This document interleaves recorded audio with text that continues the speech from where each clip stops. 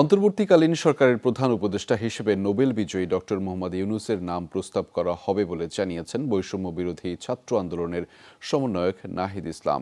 সামাজিক যোগাযোগ মাধ্যমে পোস্ট করা একটি ভিডিওতে এই কথা জানিয়েছেন তিনি।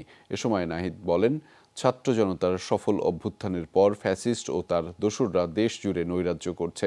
ছাত্র জনতার অভ্যুত্থান নস্যাৎ করার জন্যই পরিকল্পিতভাবে এসব ঘটনা হচ্ছে বলেও অভিযোগ করেছেন তিনি।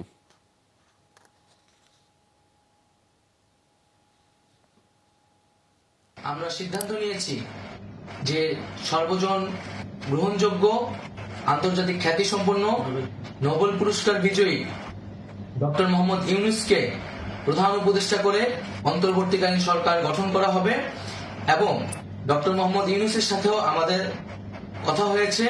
তিনি ছাত্র জনতার আহ্বানে বাংলাদেশকে রক্ষা করতে এই গুরুদায়িত্ব নিতে সম্মত হয়েছে। আমরা সকালের মধ্যেই আমরা এই সরকার গঠনের প্রক্রিয়া দেখতে চাই।